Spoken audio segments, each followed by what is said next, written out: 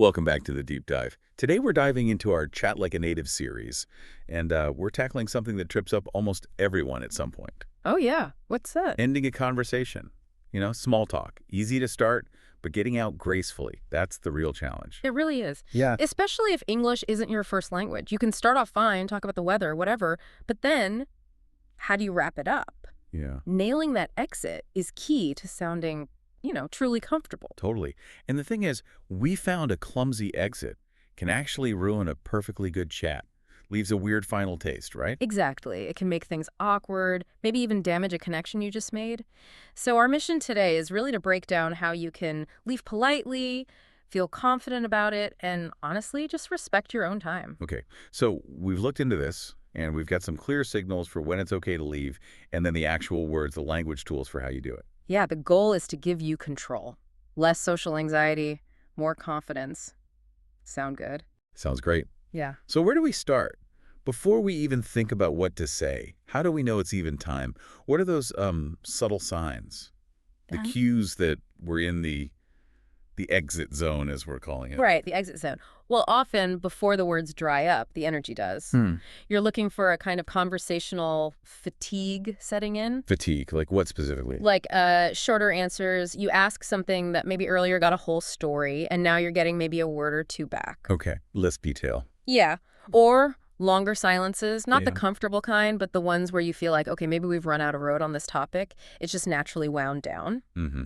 And then there's the body language, which I guess is often less subtle. I think sometimes non-native speakers especially might miss those physical cues. Oh, absolutely. Body language can be shouting when the words are just whispering. You need to watch for those shifts. Like what kind of shifts? Are they maybe slightly turning their body away, angling their feet towards the door, or maybe towards someone else they want to talk to? Or the classic ones glancing at their watch, checking their phone, even if they try to be subtle about it. These are little flags saying, okay, I'm mentally starting to check out. Right. So those cues almost give you permission to start thinking about your own exit too. Precisely. And here's a really key insight for you, the listener. You want to aim for what we call the neutral zone to make your move. The neutral zone. Explain that a bit. Well, think about it. If you're right in the middle of a really deep emotional story or maybe a heated debate about something, Terrible time to bail. exactly, it comes across as rude, dismissive, like you're running away. The neutral zone is that moment when things are calm. The energy is kind of level, no intense topic on the table, it's just neutral. That's the safest, most polite time to gracefully step away.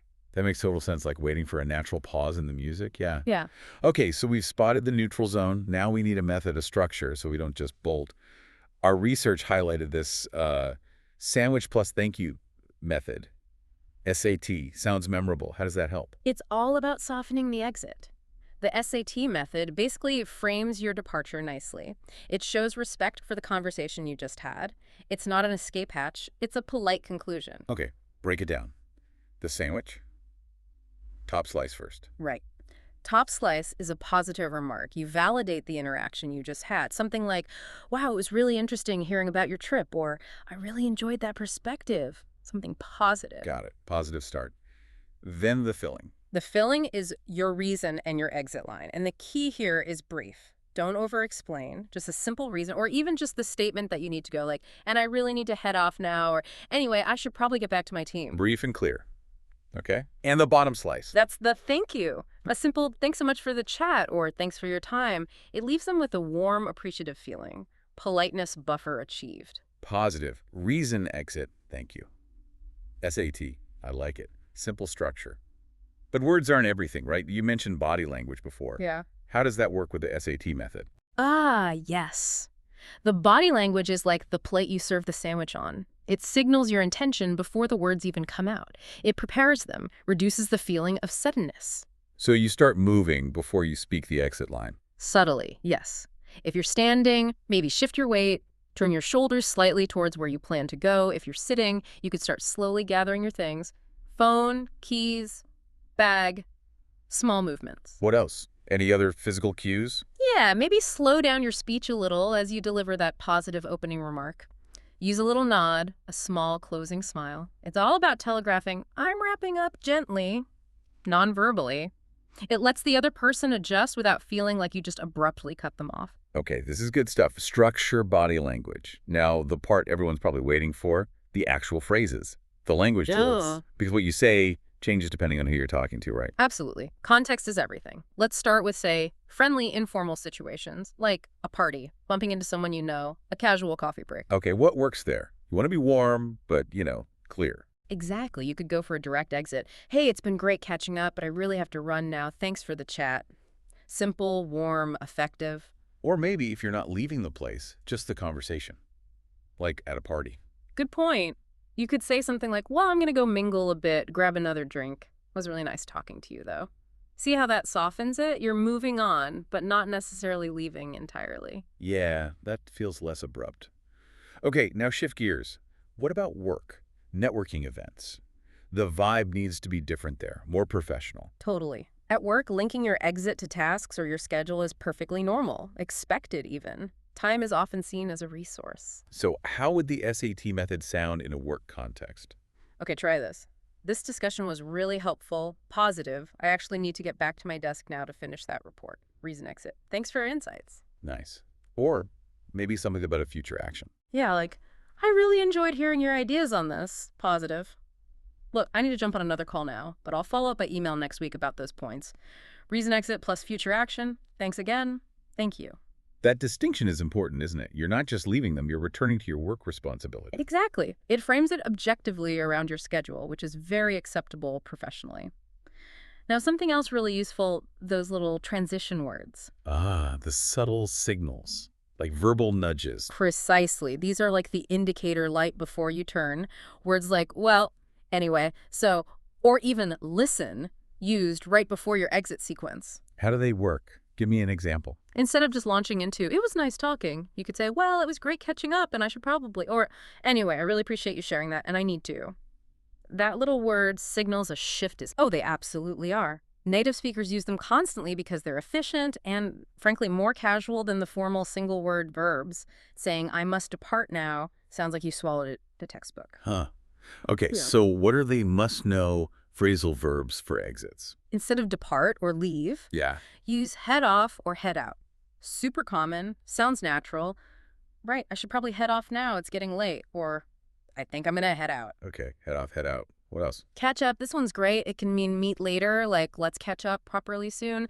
But you can also use it to mean getting work done, like I need to catch up on some emails. So for an exit, well, I better go catch up on some work. Sounds productive. Nice. One more. Get back to. Also versatile. You can get back to your desk or get back to someone with information later. So I need to get back to the office now. Or great ideas. I'll get back to you on that tomorrow. Head off, catch up, get back to. Yeah. Okay, integrating those would definitely make someone sound more fluent. Huge difference. It's flow versus formality. All right, let's talk mistakes.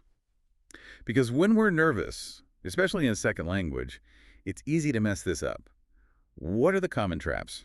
Number one, and maybe the most awkward, the fade out. Just stopping talking and slowly backing away. Oh, God, yes, the slow drift.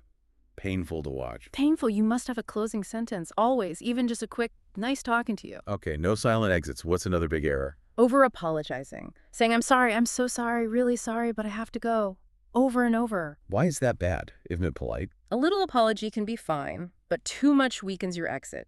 It makes you sound guilty or unsure about managing your own time. Remember the SAT method. Praise, not constant apologies. It's stronger. Right. Don't undermine yourself. Yeah. What about giving TMI too much information as your reason? The long, rambling justification. Huge mistake. I know people do it, trying to be polite, but A, it wastes more time, and B, it actually invites the other person to solve your problem.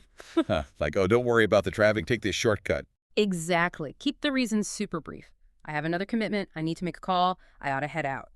No need for a detailed itinerary. Less is more. Okay, keep it brief. Now, this is subtle but important. The but versus and thing. Can you explain that? Yes. This is grammar meeting social skills. Avoid saying, it was lovely chatting, but I have to go now. That little word but cancels out the nice thing you just said. How so? It implies a contrast, like, this was nice, despite the fact I now need to escape. It can have a slight sting. Okay, so what's the fix? Swap but for and. It was lovely chatting and I need to head off now. The and connects the two ideas smoothly. It shows the leaving part follows naturally from the nice chat rather than opposing it. Much softer, kinder. Nice talking. And I have to go. Got it. That's a great little tweak. And finally, just quickly, cultural context. Does this change much depending on where you are? It does, subtly. In some fast-paced work cultures, like maybe parts of the US or UK, linking your exit directly to a task is very standard. Got to jump on a call. But in other settings, maybe more relationship-focused cultures or relaxed social events, a softer exit might be better. Like what? Like linking it to movement within the event, as we said before. I should go say hi to the host, or I think I'll circulate a bit. It depends on the pace and priorities of the environment. Adaptability is key. Right. Read the room, as always. Yeah. Okay, wow, we covered a lot there. Let's recap the essentials. Use that SAT method.